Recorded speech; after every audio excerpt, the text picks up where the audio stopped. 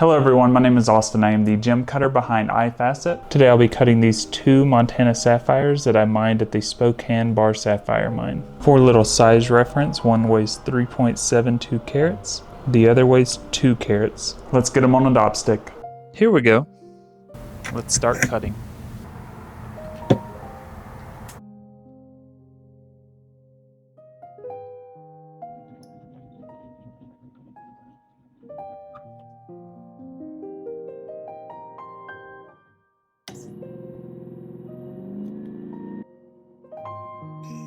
If you're curious on how I was able to mine these sapphires, well, my wife and I took a little road trip from Denver, Colorado all the way to Helena, Montana. We did this in hope to find some nice sapphires that I would be able to cut, and for the enjoyment of finding our own sapphires. The road trip was around 12 hours total if we were to drive it straight through, but we made a fun trip out of the experience by car camping in the national forests along the way. This sapphire mine was actually the third one we ended up going to.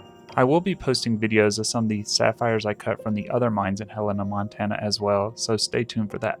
So if you're wondering what all we did at the Spokane Bar Sapphire Mine, we did one of their mother lode bags, but while we were waiting to do that, we were actually able to talk to some of the workers that let us join a last minute trip to the mine.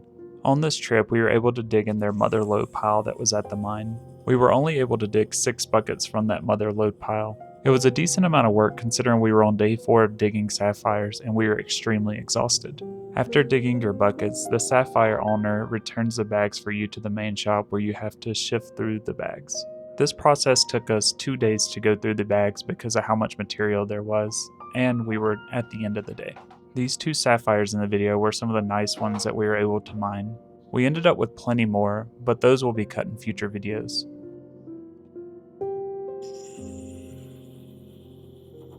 I will show an example of what to expect if you choose to dig your own buckets at the Spokane Bar Sapphire Mine.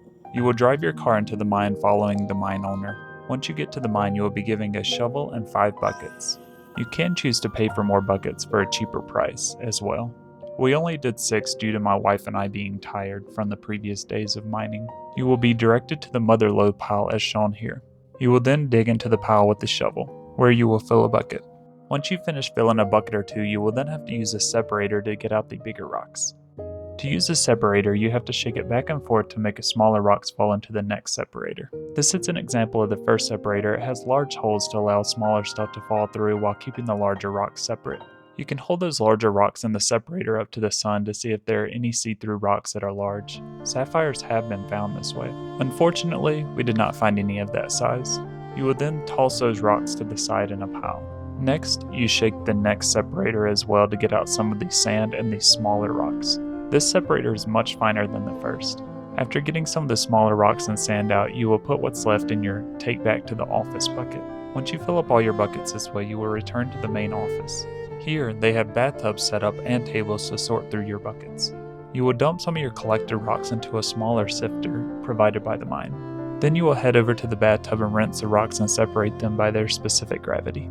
You do this by first holding the sifter slightly submerged in the water and on the left and right sides, as shown here. Then you shake it back and forth left and right until you get a uniform line down the middle.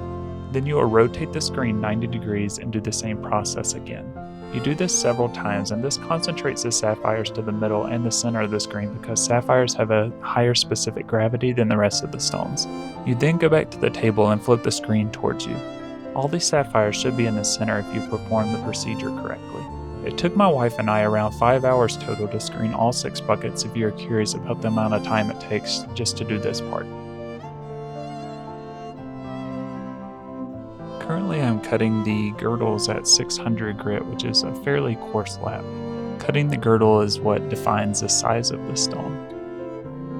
Previously in the video, I'd already cut in all of the facets whenever I was explaining the sapphire mine.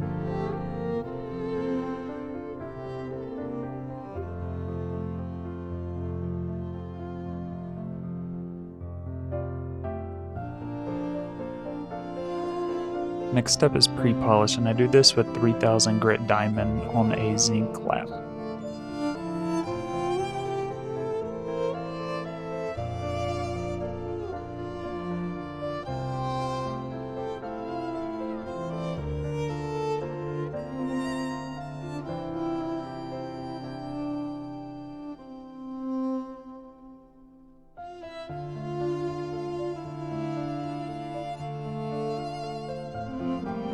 This step is a polish step, and it's the final step before you transfer it to the other side to cut the crown. I do this with a 100,000 grit diamond on a 10 plus lap.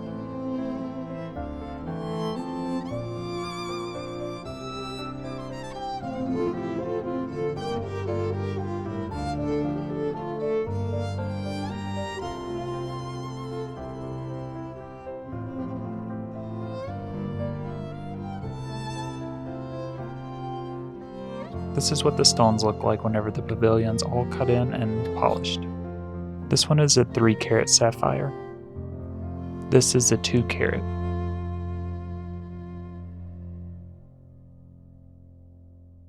Here is the 3 carat after transfer, and this is the 2 carat after transfer.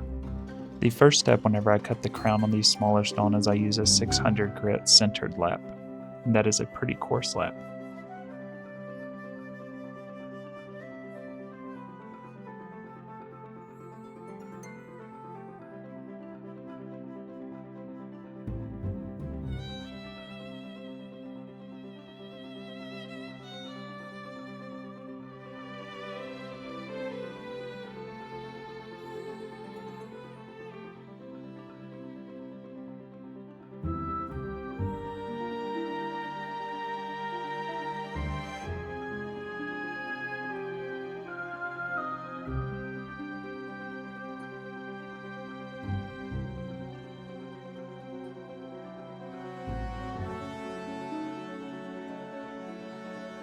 I then move on to my zinc plus with 3000 grit diamond to pre-polish the stone. Here I am prepping the lap before pre-polish. This is done in many different ways, but the way I prefer to do it is I put WD-40 on a paper towel and run it across the lap. I will then dry the lap with a piece of paper towel as well to get off most of the WD-40. Then I will use my 3000 grit compound to rub across the lap.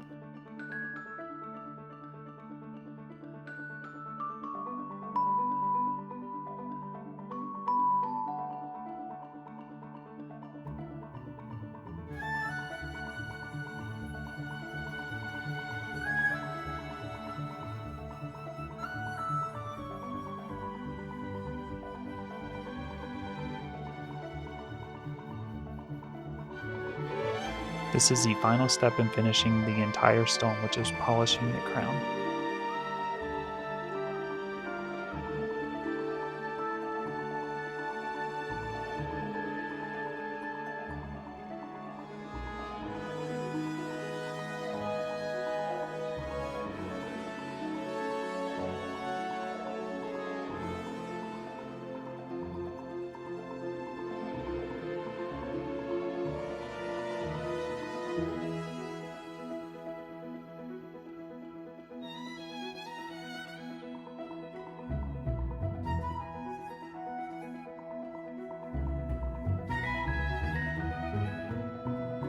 This is the 3 carat sapphire before taking it off the dopstick, and this is the 2 carat before taking it off the dopstick.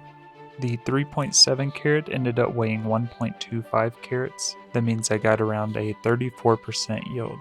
Whenever I look at this sapphire, I'm reminded of a cloudy, sunny day. The 2 carat ended up weighing 0.84 carats. I got around a 42% yield on that one. Whenever I look at this sapphire, I'm reminded of the trees in a still lake. Thank you so much for watching.